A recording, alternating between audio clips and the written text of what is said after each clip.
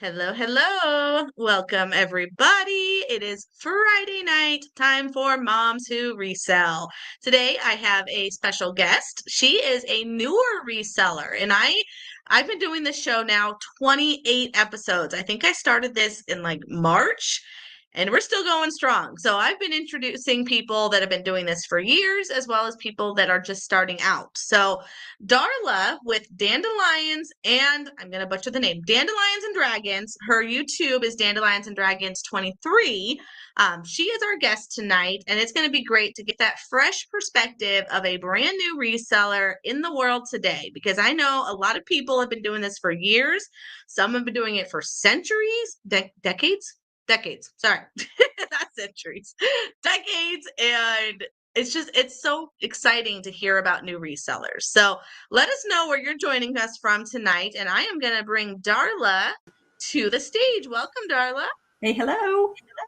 Excited to have you. So we've got some guests already in the comments here. Rachel Strickland, welcome. So glad you can make it. Tony, I'm so excited you made the live.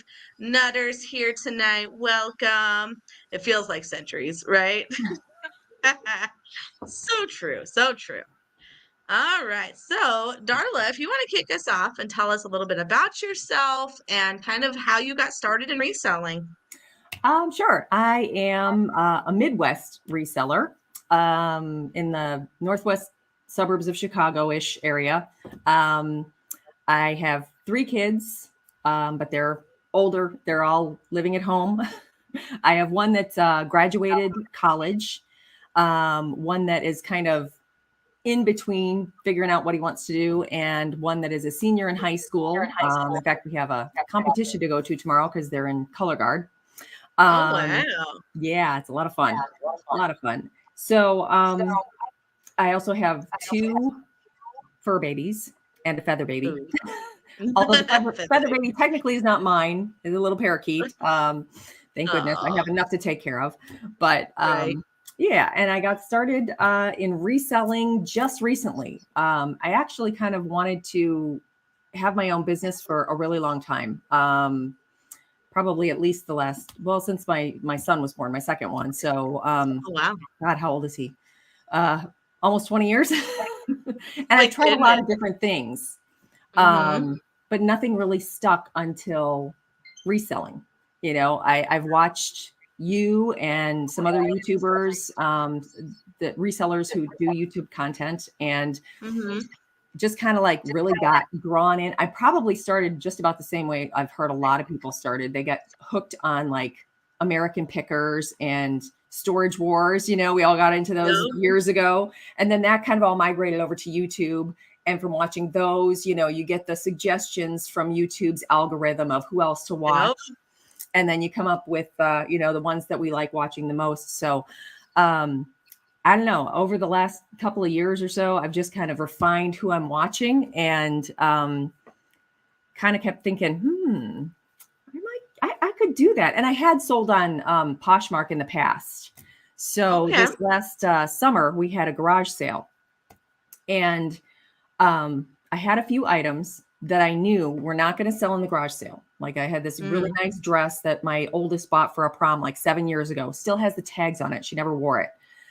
And I just used it as that draw to bring people into the garage sale. But I knew nobody was going to pay me, you know, 40, 45 bucks for it. So garage sale is done. And I'm like, I'm going to list this stuff. I'm going to give it another shot, you know, see what happens. And I started listing things. And I did sell like a cute little wallet that I had kind of right off the bat. But I was listing and listing. And I'm like, you know what? The clothes just are not really doing it for me. I'm not really excited about it. I don't have anything. I don't have a lot of knowledge with like high end or designer name fashion. You know, I'm like very simple, basic. Put on the top a t-shirt, I'm good to go. Yes. So I wasn't comfortable in that wheelhouse anymore. And I feel like Poshmark has kind of changed in the years since I did it originally, to where people are looking for kind of, obviously there are people doing more of the hard goods reselling on there now. Yeah. And there's some debate going back and forth as to whether or not that's good. Should it stay closed? Should it be both? But I kind of got the sense that people were looking for those designer names, and that's just not my wheelhouse. So I happened to cross a Facebook Marketplace ad. Somebody had some glass items and some, little collectibles and stuff, cheap, whole lot of them for like $20. And I was like, maybe I'll give that a try. So I contacted them, picked up the stuff, posted what was saleable. There were a couple of items that were not. And within less than 8 hours of listing these items, I sold this cute little amber glass. I want to say it was the Daisy and Buttons pattern baby booty. Okay. And I think what got me hooked the most was not even, when I saw that little thing pop up that it was for sale, or that it had sold. And that was after setting up an eBay. And it was so easy to set up the eBay and list all of those items. And then that sold right away. Of course, that's a huge high, right? So I was hooked right there. But I think even more than that, what hooked me was the research. I learned that wasn't, you look it up and with the image search and everything. And it came up, there were like a bunch of Fenton ones that were listed. And there were one or two that were not listed as Fenton. They were Duncan. And I was like, I've never heard this name before. Of course, watching all of the other YouTubers, I'd seen Fenton. I'm like, who's Duncan? So I start researching and I'm like, that's the one I have. I have the Duncan. So it was very exciting to learn something new. And I think that's what attracts me the most to reselling is all of this stuff. There's so many different directions you can go in. You could do the vintage stuff. You could do the newer stuff. And there's always something new to do that keeps my brain occupied every day. So exactly. And it's cheap education. Like today I picked up this weird knife set that has like antlers as the handle. And I'm like, okay, I can spend 20 minutes looking these things up or spend $10 and then spend an hour at home learning about these knives. And if this brand isn't a good one, I can find the brand that is. So then I'm making that mental note of antlers are good, but this brand is bad, or it's a $10 education. And then hopefully I'll sell it for at least $10 and make money. Right.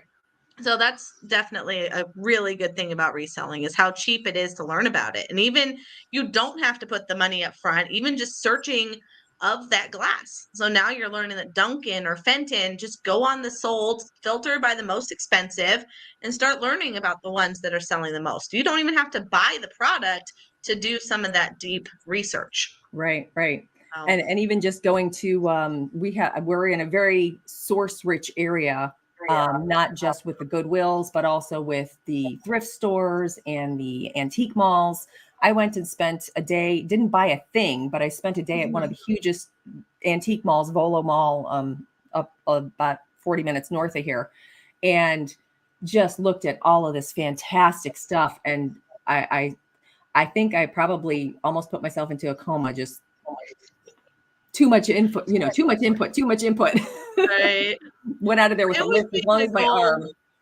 Yeah. I always made it a goal when I was sourcing, when I started, to always look up at least 2 new things. Like I knew the certain items that I would gravitate towards, but then I'd go down a random aisle and scan or look up 2 new things. And that is how I built up that knowledge of quick stuff to grab or stuff just to leave behind, or it's not even worth looking it up.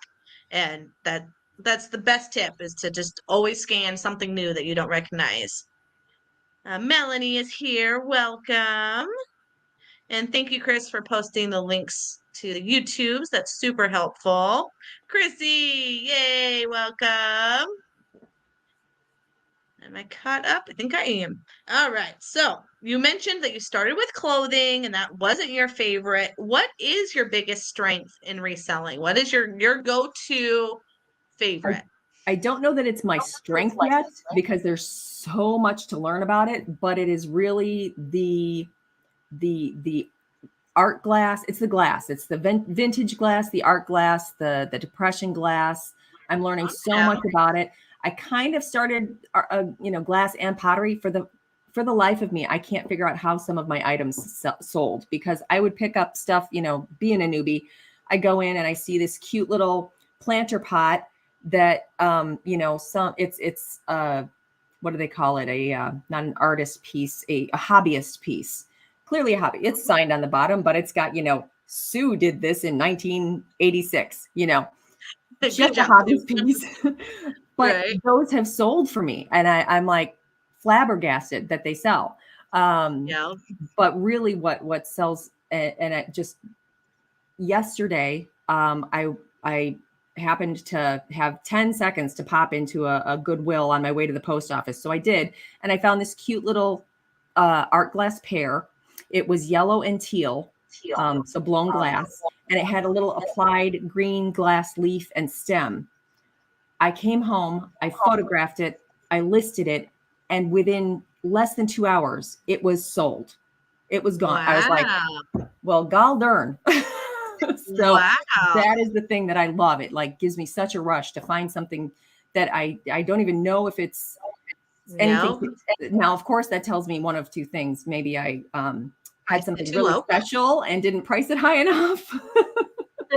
That's my first reaction when something sells too fast. Like, darn it, I didn't price that right. Right. Yeah. I had a couple of But Millefiori that makes sense. paperweights that happened to too. And I was like, oh gosh, I should have priced those a little bit higher. Oh, well, Yeah. live and learn. That's That's what the we're here hard thing for. with Right. glass is to try to figure out how to price it when you don't have those comps. That's my struggle with rare and vintage and things that you have the one and only. How do you price it? Yeah. So that is definitely the challenge. And as far as things selling super fast, Rachel Strickland just put out a video that it's pretty much going viral. It's going crazy right now. And it is talking about keywords in your item. So I knew about keywords in the title, keywords in the description. She takes it next level, and you've got to watch this video if you don't already. Everyone here needs to watch this video if you haven't. She's putting keywords like hidden into each of the descriptions. So it says like your item length or the character or the family or the year of production. Like eBay puts the random stuff in there. So she's going in there and putting in a lot of these little keywords. Like one thing was talking about this like chicken nugget action figure, the weirdest little guy, but she was putting like chicken leg into the family, and then like just not hiding it. It's not illegal in any means, but just putting that keyword so heavy in that description and in that details, it's selling things off the shelf. So with the glassware, I bet that's helping you. If you're doing a lot of those keywords I that wonder wouldn't because, normally be yeah, that hot. Like you're just saying blue Fenton glass, that's not going to do anything. But if you're saying like I can't describe Fenton glass, but if you're saying different features about it, that's going to help it sell that much faster. I wonder Yeah, too, definitely. if some of the things that are in the details, not so much the description Mhm. or the title, but the details. Um, they always have that little section on the selling page that says, you have X number of items that you might want to add more details to. Yep. And when I first started, I was skipping over some. Recently, this week, in fact, I started making sure that I have something in every single one, unless there's something like, there are a couple of things like a department, which I guess I could put women's department or whatever, something there. But Mhm. like pretty much 99% of my categories in that Yeah. details part are filled. And I think that is giving me a little bit of a boost because it seems Yep. like there's some As more much as you can activity. fill in, 100%. And she's proving it. She's absolutely proving it. Something random like that chicken leg, putting that chicken leg and all the different ways of calling it. I didn't, Rachel, you'll have to throw it in the comments. He had the weirdest name, but whatever his name was, she put it in there and then she'd call it chicken leg because people wouldn't remember his real name. It had leg in it, but it was like Legg and or Colonel Leg.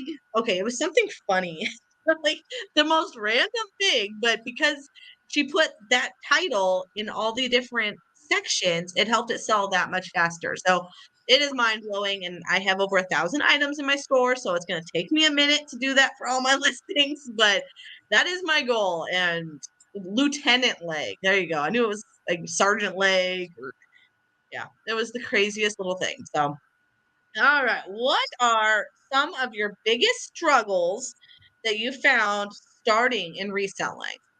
What have you Um, what is your struggles starting out as a that new took me reseller in today's time? that took me a while to think of something because it literally went so easily when I first started. And maybe it's because I didn't really, I kind of just dove in. I didn't have any expectations of, oh, I want to be at this amount in a month and at this amount in another month. And it's not that I don't have a plan per se, but Right. I just I dove in and I found out that, hey, setting up the store wasn't that difficult. They've kind of made it pretty easy. And hey, coming up with the creative side is not that difficult. I've got a little bit of that in my background, so that's working out pretty well. But I think really what has come up as over time being my biggest struggle is listings, because there is not enough time in a day. Can somebody clone me? I seriously, Right. there are not enough of me to go around because I want to do all the things. Plus, I kind of have to do all the things right now. It's me, and me wearing all the Right. hats, And then something that nobody can help me with. I don't have enough space to store things. Yeah. Ultimately, I've got That's a quick bins one. and they're Yep. in my bedroom and under my dining room table and wherever I can store things. And I'm trying not to go too crazy because I'm just starting out and I don't want to Right. get in too deep before I am making consistent sales. But those are my biggest things, is just not enough time, not enough me to go around. And if I had, of course, this house that we're in has never had enough storage, let alone when you're running a business. Yep. Yeah. And I know for us, I can't do it in the garage. So I don't know if you guys have basements, but we don't have basements. With the heat, we can't do it in the garage. So it all has to be climate controlled. So unless it's stuff like I just picked up some Toyota all-weather floor mats today, I can stick those in the garage. Nothing's going to happen to those. But 95% of my items, it's got to stay indoors. Yeah.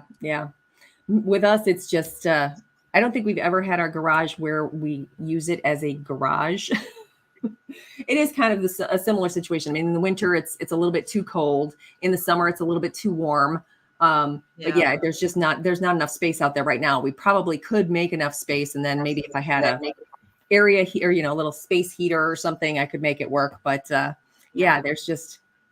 and like I said, I have 3 basically adult kids living at home. So all the bedrooms are taken. Oh my goodness. You're definitely full. All right. So I guess I'd asked, why do you think that that's been a struggle as far as your storage, obviously, because you're running out of space, and then the time management? That would be my tip for cloning yourself and needing to have more time to do stuff, is just time blocking. That's the best way that I recommend, is like, okay, if you're going to source for 4 hours in the morning, then give yourself 4 hours to list when you get back or in the evening or wherever you can find it. Because I don't know how to make more time other than just to adjust it. If you could wave a magic wand and get the results you are after in your reselling business, what would those results look like? Ooh. I have kind of mapped, how you do the circles and the Mm-hmm. brain mapping, what I would ultimately like to see this as a business. And income wise, it would be lovely to have it as a full-time income. I haven't had a full-time income in 20 years because I've been an at-home mom the whole time. Oh, wow. So I really would, like it to be a source of income, not just a hobby. So that Mhm. is the ultimate goal. But then really I enjoy it so much that it's a part of my life, to where I have the eBay part of it. I'm looking at Whatnot. I'm not sure if cross listing on Etsy would be feasible at this time. That's probably something in the future. But Mhm. I do notice that there are, when you do like an image search or you're looking things up to research, I do see people with stuff on Etsy as well. So I'm like, okay, maybe I should Yeah. check that out. And I really think that one of my biggest steps in the next 12 months is to have a booth somewhere. So that ultimately in, short term is kind of expanding, growing the business to where I have enough different facets going that it could become a part-time or a full-time income. and then Mm-hmm. ultimately having it be a full-time income and something that I can just call my own. That's awesome. Do you have a lot of antique booths in your area? Antique malls or? We do actually. I started looking into them, and like I said, there's the big one up in Volo. There's well, because we're so close to Chicago, a lot of people come out this way to go antiquing. So there's Long Grove, there's Arlington Heights, there's Barrington, they're all over the place. And there are also, like I said, lots of just individual antique shops, individual thrift shops. So Okay. lots of places to look into. Very cool. All right, let me come back to the comments. Ooh, Mountain State Pickers is here. Welcome. Ooh, Christopher's got a question. Do your kiddos help with the business, or do you hope they do? They do not at this time. My oldest is just started a full-time position in childcare teaching. Like I said, my middle one is kind of figuring out which direction he wants to go right now, and my youngest is in school and color guard and has a job, so a little bit busy Oh, already. yeah, that's a um, bit to ask for a senior. I do, occasionally I ask them things like, help, I don't know how to set up this StreamYard thing. So, they do help me with that kind of stuff. But Oh, good. It's good to have the techie ones around, exactly. I mean, I got to have my IT crew. right? Thank you, Chris, for the question. So you mentioned your favorite niche is glassware. What is one that you wish you knew more about? I think, well, a couple of different things, but it comes down to more of the vintage stuff, like the vintage linens, vintage jewelry. Oh, I love vintage jewelry. So if I had to pick, if somebody said you can only pick one, jewelry, yeah, the vintage jewelry would probably be it. I could just about kick myself because a few years back, my mom passed, and we had things that we divided up, and I could swear I had a little basket of vintage jewelry that she had left me. And my biggest fear now is that it got stuck in a bag and donated because I Oh can't find it man, anywhere. But I'm like, oh my gosh, there were so many. that I mean, hurts on so many levels, I'm yeah, sure. not that there was probably anything in there that was of monumental value, but Right. A, the sentimental value, and B, Yep. just now that I know what to look for, I'm thinking about, oh my gosh, there were some really cool things in there. And Hmm. oh, I might find it when, if we ever move out of this house. Yeah. Hopefully it's just in a really good hiding spot. Hopefully, yeah. It's not a very big house. You'd think I could find it, but It's behind something, I'm sure. What has been your favorite way to source? Have you ever done the bins or any of those bulk buy type things? Or do you like garage sales? I have not done bins. I don't know if any of the Goodwills around us have them. I've kind of been looking and I don't see any yet. Or Amazon. We're getting a bunch of new like big warehouses around us built up. So I'm thinking that maybe one of them might end up being, an Amazon or something where we end up with bins. Um, I have done garage sales. I think for what I'm looking for in particular, one of the best places to go is estate sales, Yep. especially the private ones, because they tend to price things more at garage sale prices. Yep. Because they Um, haven't had the time to do the research like the big companies that have been doing it for years. right, exactly. I do Goodwill, and there are some that I go to that, like today I went and one was a bust completely. Um, I've gotten really picky about what I pick up because I'm That's trying good. to keep things to being self-sustaining. So I only go and get things if I've made a sale and I can like take some of that and use it to buy more. Um, Smart. so I do a little bit of Goodwill, but I think like a lot of people, Goodwill has gotten to the point where they now have not only Shop Goodwill, but they also have another app or another website or something where they are selling for themselves. And I've Wow. noticed the ones closest to me tend to not put out very good stuff. And then if Hmm. I go further out, kind of into the boonies, I'm getting a lot more to pick from that is a little bit higher quality. So Okay.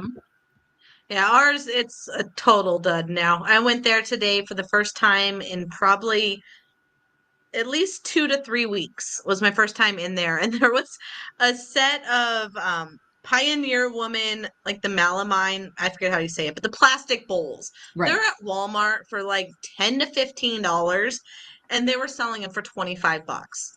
I'm like, Goodwill, come on. And then the rest of the stuff, so much junk.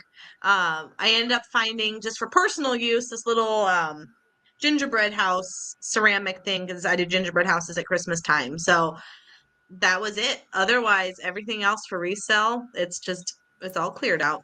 Yeah. Wonder what that other website is. If anyone knows, I know the shop Goodwill, but It's Goodwill something again, and I can't remember. I see it every time I walk in there and on the sign, and then I forget it as soon as I walk out again. But you were mentioning some of the stuff that they put out and how they price it. yeah. I've been watching a couple of the other. I don't know if it's okay to mention some of the other YouTube content creators that I follow. I love like Thrifting Vegas and the Niche Lady and the Crazy Lamp Lady. And Yeah. they go in and they find this stuff from Case Creations, which I think is a dollar store or a Dollar General product. And Okay. they'll have them priced at like $4.99 for a little ceramic figurine, and you're like, Yeah. I've come across them too. I'll be like, oh, that's so cute. And I pick it up and I'm like, Case Creations, $3.99. I can go to dollar store and get you for $1. Yeah. Oh, So they're awful. Awful, awful. Coco joined us tonight. Welcome. Never too late. Welcome. Excited to have you. All right. Christopher's got a couple other good questions. Do you have a budget when you're sourcing?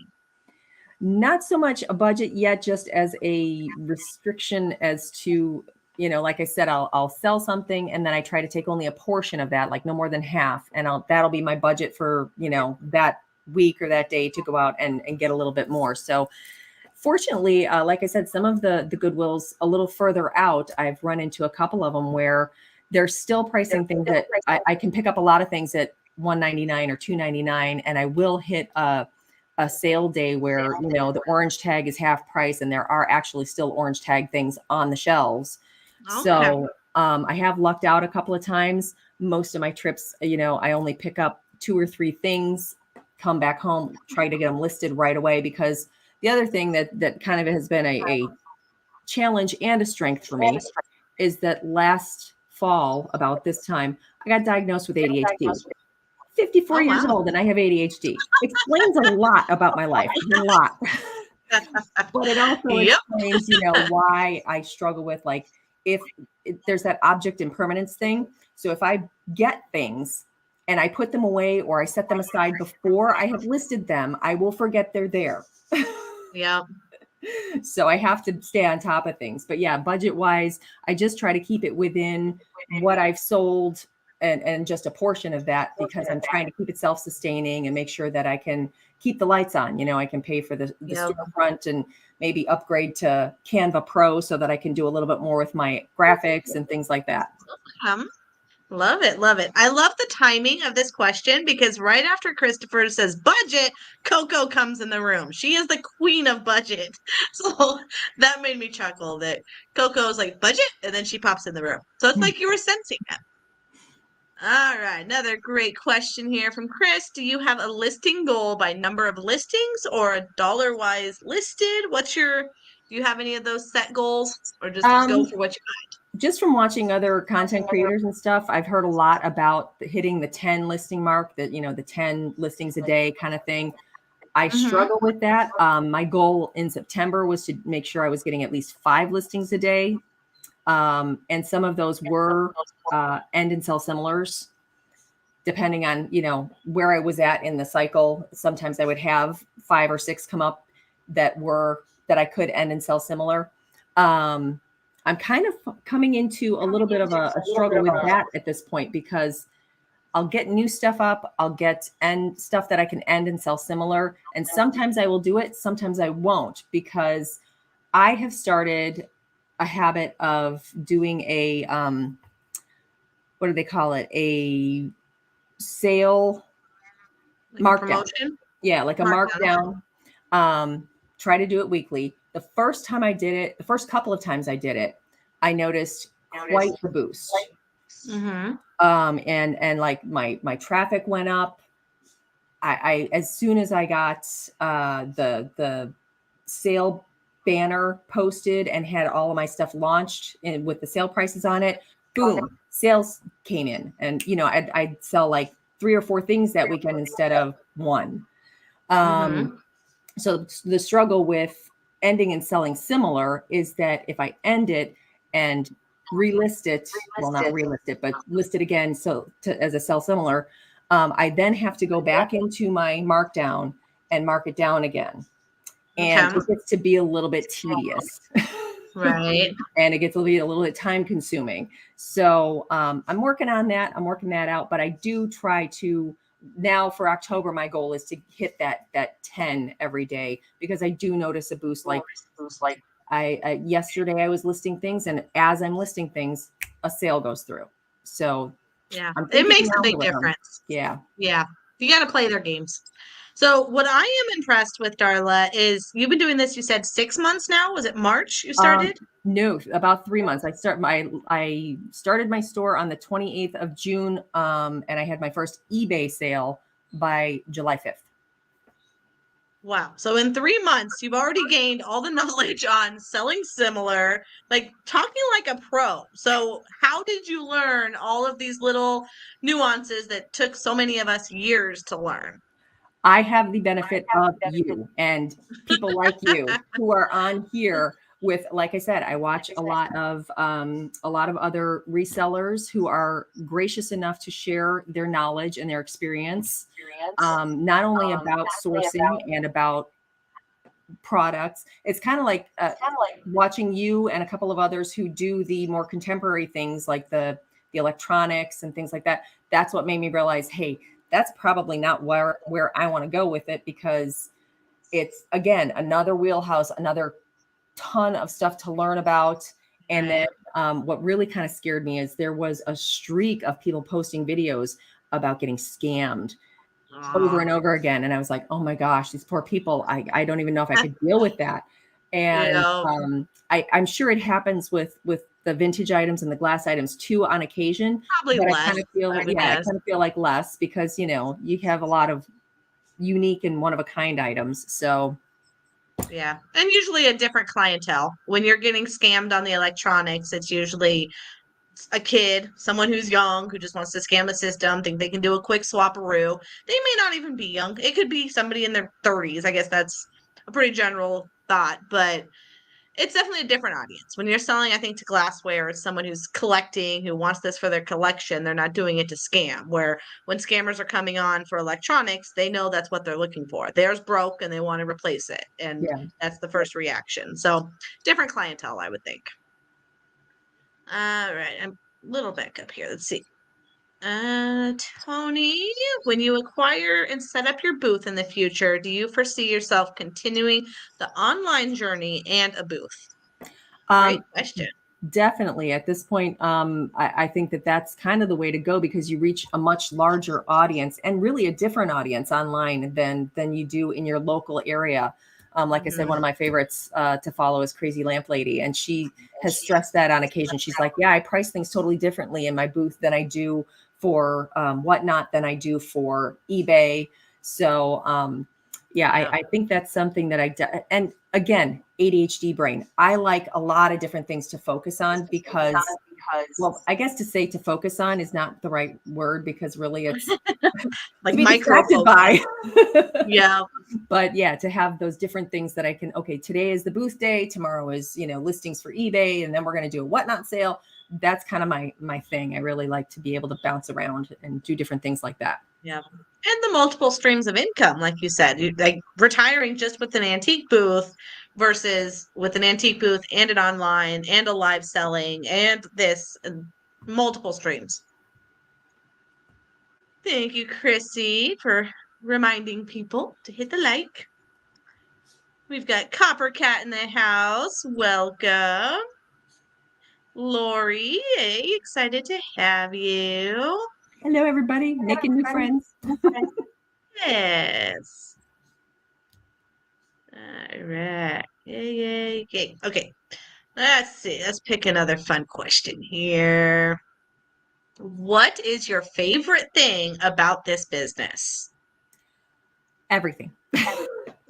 I seriously, I mean, I even things that are difficult end up being fun for me. Or things that are, I run out of boxes. I'm like, oh, I guess I got to go find some place to get boxes from or tape or, I'm looking forward to expanding into having a big enough business where I can do things like get branded tape with my logo on it and stuff like that. Oh, So, wow. I thought about this when I first started, and one of the things I keep wanting to start my own YouTube content.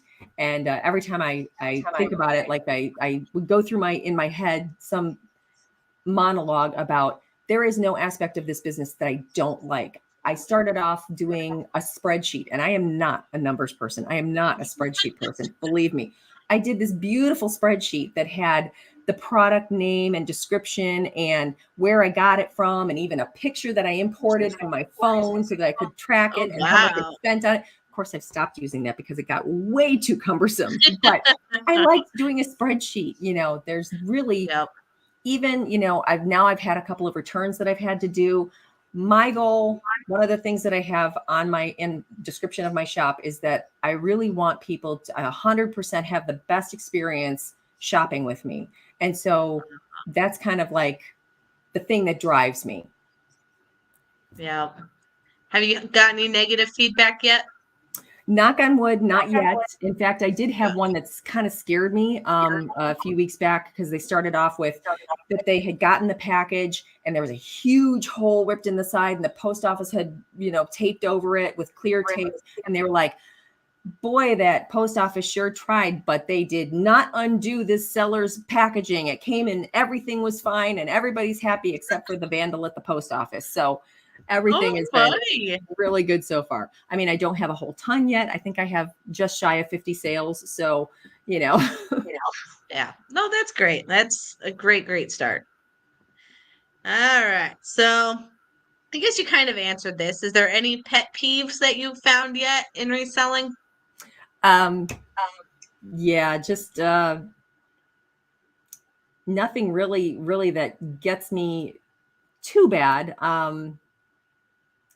I guess if I had to pick one, it really does kind of irk me when I go into Goodwill and I can't find things because I kind of feel like they are holding things off for themselves, the good stuff, or when I see something that I know in one of my far away Goodwills would probably be $1 or $2.99, and here it's $6.99, and I'm like, that's Yeah. kind of gets me just a little bit.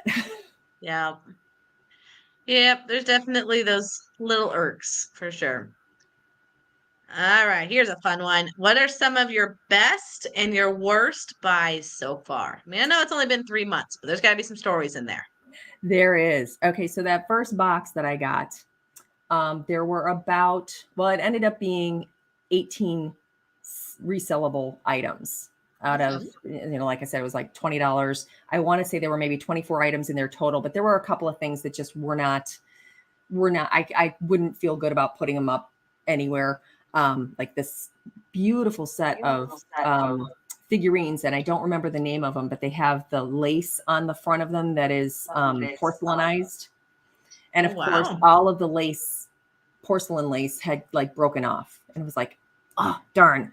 But in that same box, I did come across these two little dog figurines, little ceramic or porcelain dog figurines. I get to researching, of course. I think that's one of my favorite aspects of this whole thing is research, because I have a writer's brain. I like doing research. Yeah. I always kind of wanted to be a writer. I've tried doing it. Again, ADHD gets in the way, but I keep trying. But I do like doing the research. So I'm looking up these dogs. They're little Staffordshire mantle dogs, which there are some that are really, really old. And then there are the ones that I had, which are just really old.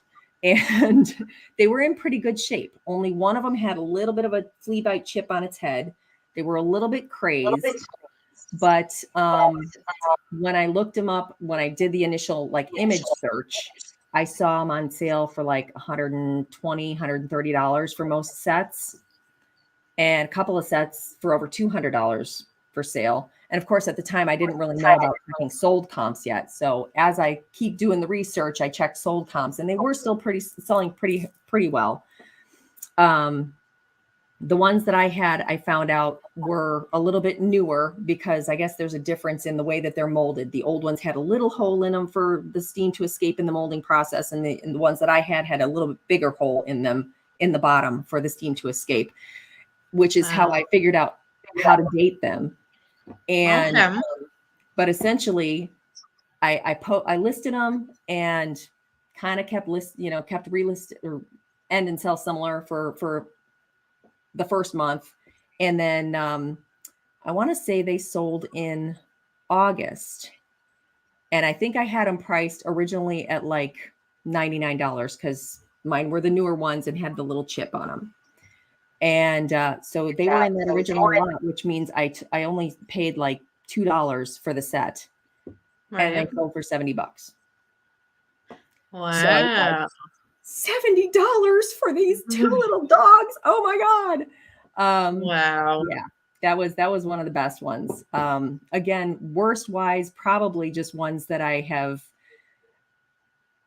sold so fast that I kind of kick myself and go, maybe I should have researched that a little bit more and put a better price on it. I probably let that go for a little too, not quite enough. But I have also found a learning experience. Yeah. I have found a couple of things that have not sold yet that I'm hoping that they were really exciting things when I found them, like this antique Royal Copenhagen platter that's like from the late 1890s, early 1900s. I went through such a roller coaster researching that one because of the back stamp that's on it.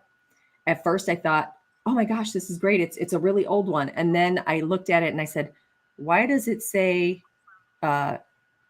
Denmark? And so I started thinking it's a fake, right? Because it has an A instead of an E for Denmark. Then I found out that was actually a very limited run in the late 1890s, and it was an actual mark on it. And so I still have it in the store, but I was so excited because it's worth quite a bit. And I'm kind of being stubborn on how much I'm going to let it go for, because I know what it actually is now. Yeah. Oh, no, that's crazy. I know absolutely nothing about glass. Like maybe 1%. I know Fenton. I know to go for Fenton. And then I found that clown. It was a glass blown, hand blown Is it like Murano? Yeah. Murano. It's a big one. He's like 13 inches tall. Mm-hmm. So it's a big clown. I'm like, okay, that's just the brand is what I know to grab for. Right. Someone had asked a question earlier or a comment about knives. When I had mentioned that I found those knives and they said that you can't sell knives on eBay. Correct me if anyone knows. It must have been way up here. I think I heard something about that too. I'm going to have to look this up more because I sell like steak knives all the time. I'm not like, that's what these are. They're just steak knives. So, all right, I can't find that comment, but somebody had mentioned that you can't sell knives. So if someone has more information on that, let me know. Coppercat. I love art glass. I'm sourcing some of my personal collection. I look for blown pieces with the Pontel mark.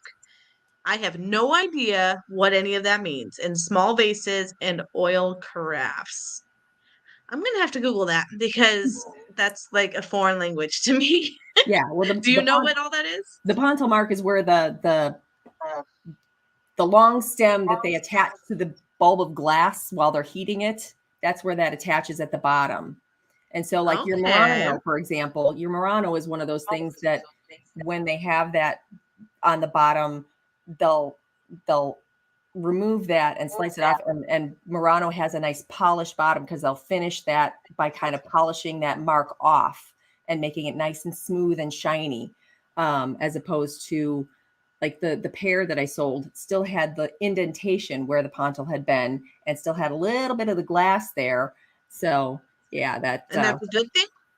Pardon? That's a good thing to have the mark, or you don't want those marks?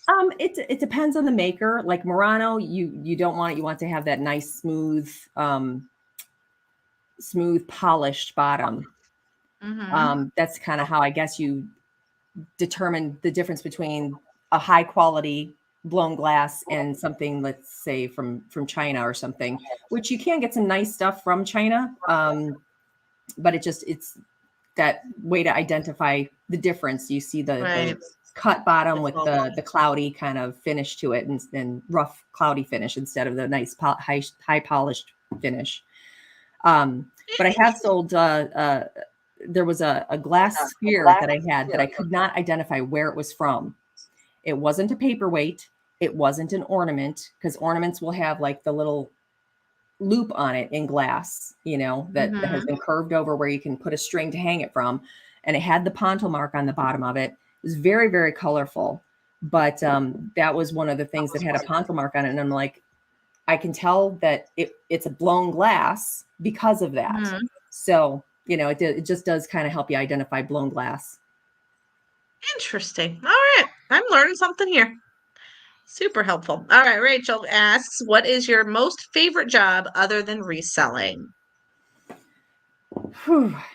I don't know, because I haven't worked outside the home for 20 years. And before that, I was really kind of struggling with what I wanted to do with my life. I had a college degree in broadcast communications. What I really had wanted to be doing was like advertising writing, copywriting, that kind of thing, creative writing. And I never really had found a job that I really, really loved prior to leaving the workforce. And I only left the workforce because at the time my job was not going to cover 2 kids in daycare and leave me very much at the end, So that's kind of a tough one. I don't have really a favorite job other than maybe being a mom. That one fits. The hardest job of all. And Chrissy asks, what do you like to do for fun? Garden, reading, writing, anything that is not housework. Yes. We do like to travel. We like to travel some. I love the ocean. I love the beach. Wonderful. We are not anywhere near any of that. I mean, I guess we can get to Mexico in 4 hours. We are from my doorstep to Puerto Penasco, Mexico is 4 hours. However, they are ranked in like bright red for security, and we haven't gone in probably 4 years. I think it's been since we've been there. I mean, they used to be kind of probably orange before. Maybe they were red, and I was just naive thinking it was fine. But they're very, very red as far as like cartel activity and just not a safe place for Americans. So even though it'd be really nice to go there 4 hours away, it's not worth our safety. So we'll stay stateside. Better to break out the kiddie pool. Exactly. Go to the pools, or San Diego is like 7 hours, 6 or 7 hours. So that's not bad. That's about here to Florida for us. Or no, sorry, Florida. What am I saying? No, Florida is quite a drive away. 7 hours. I got to think about that. I know there's something that we go to regularly that's 7 hours ish away. Yeah. Or maybe up by the lakes. I mean, those pretty much count as ocean. True. Yeah, we're not far from that at all. I have, as far as things that I enjoy doing, I have kind of taken up the new pastime of beach glass. I love looking for beach glass and sea glass. I haven't looked for sea glass so much yet down by the ocean, but we're real near to Lake Michigan, and it's not long to get up into Wisconsin. So to go up to some of those rocky beaches and stuff and look for beach glass is kind of fun. Oh, fun. That is super cool. All right. So Chris had said that a lot of knives can't go overseas, but can be sold in the US. Okay, maybe I'll just make sure international's turned off. Well, I wonder how that will work too, because isn't eBay doing that new thing? Like, I don't do international, but I have sold a few things. In fact, I just sold 3 ornaments to somebody in the Netherlands 2 days ago, because they now have kind of that automatic thing where you ship it to a hub and they'll ship it out for you. Yeah, that's how they've always done it. They've changed where it's at. It used to be So like Delaware or somewhere on the far East Coast, and now it's more central. I think it's like in Illinois somewhere. Yeah, So it's right it's near where we are. yeah, so it's more centralized, which is good for postal rates. But I think that's still considered international because you're having to do, even though eBay does it, all the custom stuff. So that would have to be turned off. So global shipping program, they may have a fancier name for it now, but global shipping program, and you can choose to turn it off on each listing or select which listing you want it to be off on. Good to know. Love the ocean and beach as well. Yes. Well, you Florida people are spoiled with all of your beaches. Yay, Lori. Welcome. All right. Going back to the questions. Let's see what other good ones we got. Um, what is your biggest obstacle that you've had to overcome as a reseller? You mentioned time. Are there any others that stick out? Um, maybe it's probably something that is unfolding as we speak because I am starting to realize that the ADHD is becoming an issue with, you know, the object impermanence and having to come up with strategies for remembering to list things, remembering to check and do the end and sell similar thing, and just not getting Creating lost in the processes. research and not getting lost in forgetting to do things. I'm a terrible list person. I could make lists all day long and twice on Sunday, and I will not refer to them again. I could stick it right there on the middle of my forehead, and I will not refer to the list. So that, Oh, yeah, buddy. staying organized. I just being organized in general. I used to, I don't know how, but when I did work full time, people would come up to me and say, "You are so organized," and I'm like, "Dang, I got this. I got." They're fooled. I don't know how I Right? fooled them, but they're fooled. Somehow I look organized. I am not. How funny. So, what in the world had you decide to get diagnosed now? So late in, not late in life, but so much later than most diagnoses happen. Pretty much my three kids going through it, and I was like, there must be a reason for that. Yeah. And it Yeah. makes me suspect too that possibly my own mother was as well, because just the habits and once you start hearing things and learning what habits are indicating that you have ADHD, not Hmm. only the object impermanence, but the time blindness, interrupting people, not being able to do small I talk. know nothing about that. Yes. There are so many info dumping, all of that kind of thing. Like, just, yeah, Yeah. it explained a lot. And I was finally like, I'm just gonna, and the frustrating part is once yes, it explains a lot, and you can kind of start to look for strategies, but there is no like solution for everyone. There's, maybe this solution will work for you, maybe that solution will work for you. You have to try all the solutions that everybody has ever tried ad nauseum, and maybe one will work for you. Right. Yeah, my husband was actually diagnosed right when we got married. So probably about, I think he was 30, 31 maybe. And going through that with him, it made me like, he got the official diagnosis, but I was there with him and I'm like, I do that, I do that, I do that. So through his diagnosis, I self-diagnosed. I know I have it. And we're getting my daughter diagnosed now because we're 99% sure she has it. And like you said, while it gives you that knowledge, that's great, but I'm not going to go medicating my 8-year-old with, what do they say now? It's like Zoloft is what the drug of choice is right now for ADHD in children. And I'm like, no, thank you. I'm not going to give my 8-year-old antidepressants. Like, Yeah. no. So you just And have to for learn now that you know what you have, what you're working with, to know what type of tools and what type right. of strategies that they can use. But I always thought it was normal, the things that I do, and it's Well, mind blowing once you diagnose it. we were brought up at a time where it was like, you're I think back to when I was in high school and grade school and stuff, and my brain was always playing a movie of my own creation. So like I was writing stories in the back of my head, and I was like the main character in like a Star Wars movie or a fantasy film or something.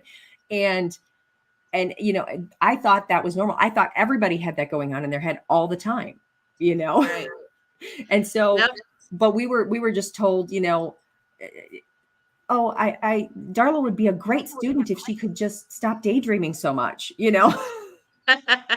And then our parents Because you would can say, just get your focus. homework done, you know, and we did. Yep. And we learned to mask, and we learned to manage to get through. So there are good sides and bad sides to that, I guess. But you know, Yeah.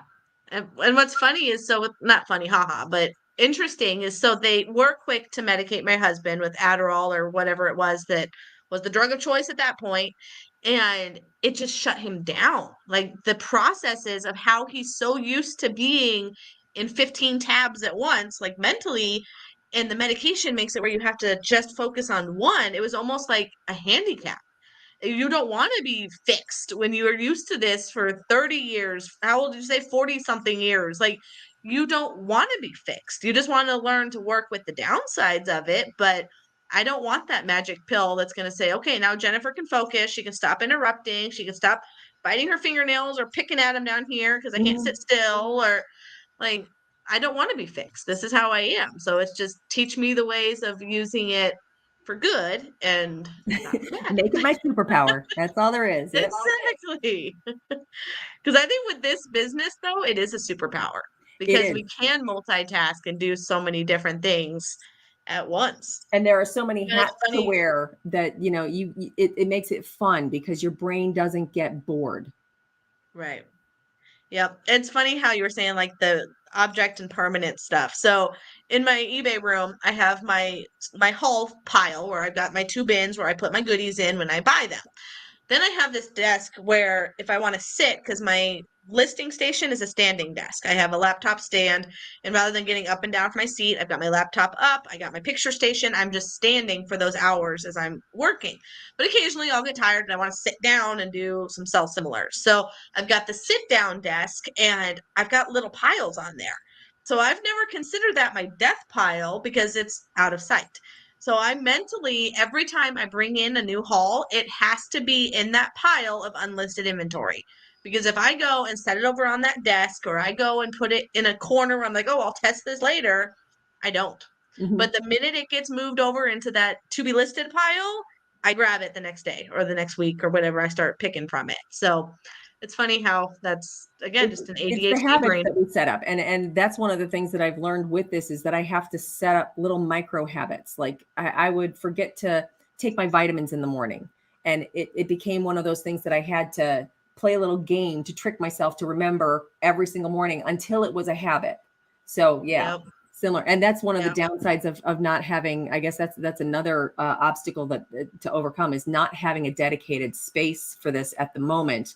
That, you know, you're in the dining room, you got your piles all set up where, you know, you know where the things are, and nobody touch my stuff, or I won't know where it is, you know, and then I have to Yep. clear it out for, you know, guests coming over or whatever. And yeah, that's a little bit of a struggle too, because I never have my piles all in the right place. But I have come up with a few habits of, you know, I have my one bag that is my office bag and I put everything back in there, that kind of thing. You know, if I have one spot where I put all of my shipping stuff, and then I know it's all there and I can move it all back when I need to, you know, that kind of thing. Yeah.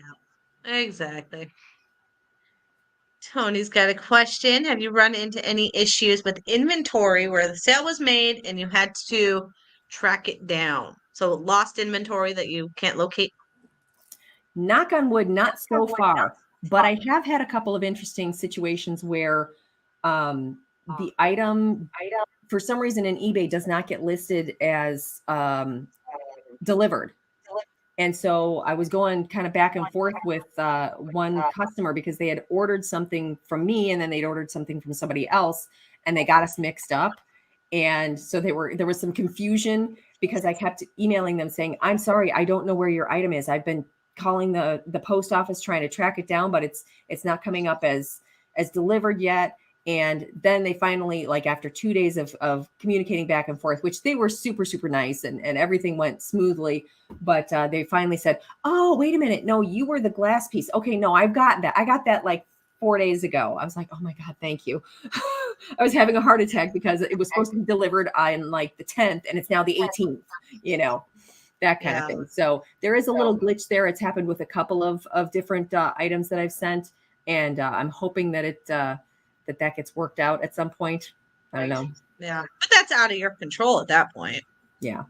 And actually, as far as like shipping and stuff, I with the shift, I came on right at when things were switching over from first class to this USPS Ground Advantage. Mm-hmm. I have had no problems, knock on wood, again, with USPS Ground Advantage. When I did, I think twice, 2 times I chose to send something priority mail because I thought it was a delicate item and needed a little more care. Then I had problems. And then it was like delayed and took longer. And I'm like, what the heck? Why is it taking longer for priority mail? It was supposed to be there in like 2 days. And, that was in fact one of those situations. And I was like, priority mail, forget about it. There's no point in doing it. I'm just going to stick with. And when I send something Ground Advantage, I am wrapping the heck out of it with bubble wrap, and I put in all of my paper packing, and I make sure that it doesn't move when I shake it. So knock on wood, Ground Advantage comes with insurance now too. So that's a huge benefit to it. Where first class, that was your no-brainer. You would never send it first class if it was something that was going to be worth $100 and you didn't want it to break. Right. You wanted to make sure to buy insurance. All right. Rachel asks, how does ADHD make you a better reseller? I'd say for me, it is definitely the hyper focus.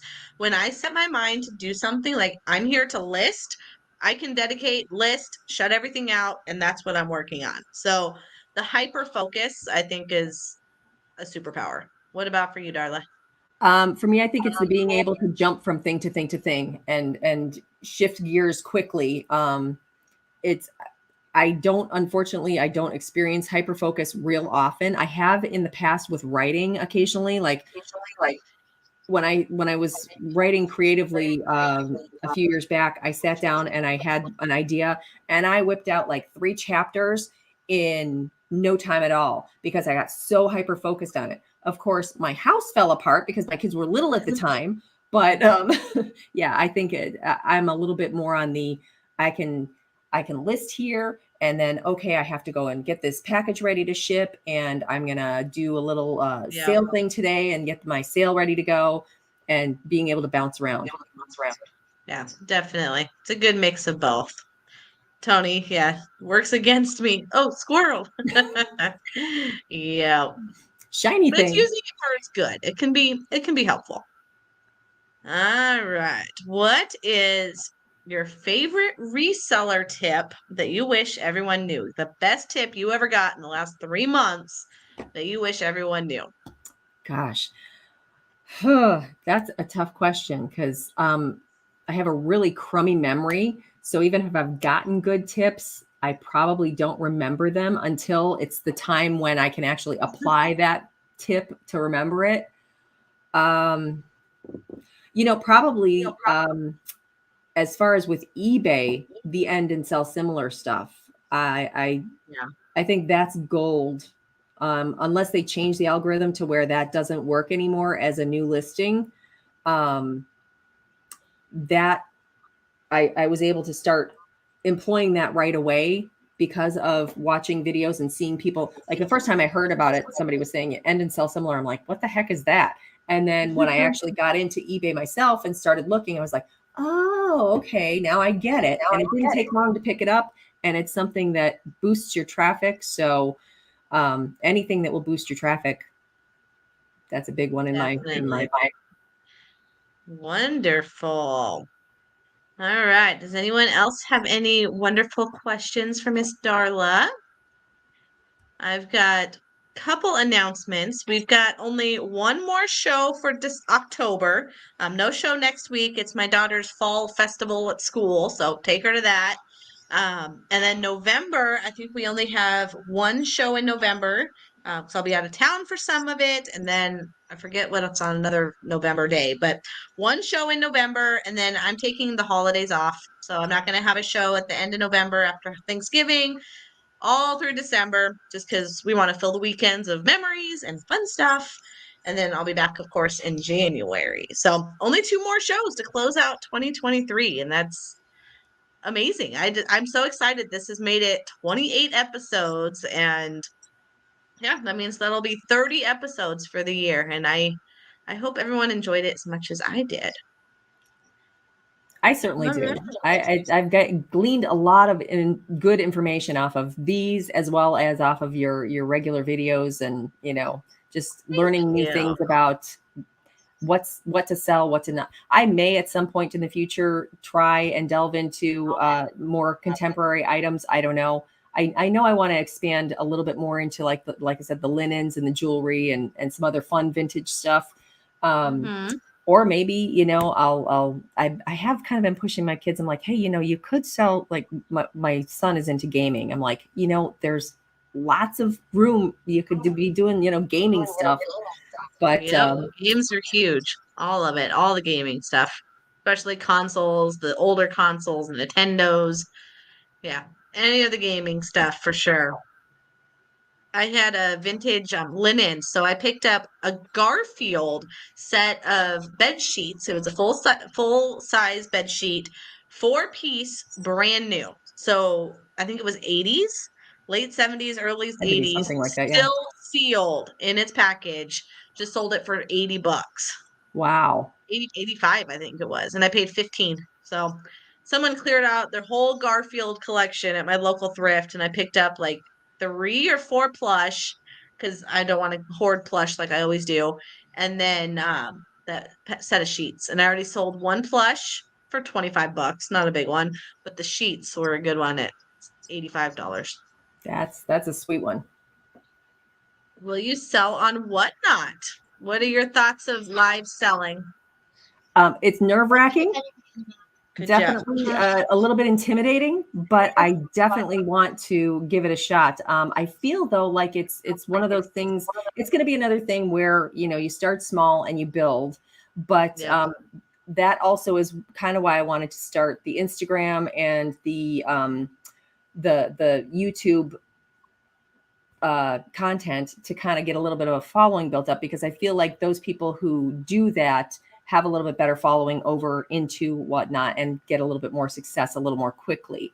I don't think that Yeah. not having that is a hindrance to eventually getting success at some point with Whatnot, but I feel like having that built-in audience there is kind of like a musician or something. If you have your local audience first, then you go into the music business, you have a little better chance of making it. Great analogy. Yes. Yes, yes. Thank you for asking. I've still been a chicken. I need to do it. I know I need to do it. And I keep watching so much success of people doing it. And I'm just over here watching it. So I need to just do it. So maybe during my off time in end of November, December, maybe I'll throw a Whatnot in there. Keep the live happening in some way or another. Thank you, Chrissy. I can't believe it's been 28 episodes. I can't believe 28 people have said yes to come be on my show. That's the more crazy part. I think I did a solo show like twice, and then there was one epic show, my birthday show. Was that last week? Oh, that No, was last week, fun. I 2 weeks saw ago. that. That was a fun one. I had a bunch of people on, and it was amazing. So, yeah, I loved it. All right, my friends, if you haven't already, make sure you follow her. She doesn't have too much on there, but follow her channels. So once she does start getting active, you're already there. It is under Dandelions and Dragons 23 on both, right? On Insta Yes. and on YouTube. Yes. Make sure you put the 23 in there. I will be back again next week with the last October show. And I hope everyone has a wonderful weekend. Thank you, Darla, so much. Thank you. Thanks for Oh, having Lincoln, me. you want to say goodbye? Yeah. All right, Lincoln. Bye-bye. We got an apple. Looks delicious. All right, bye, everybody. Thank you so much for joining us. Have a great weekend.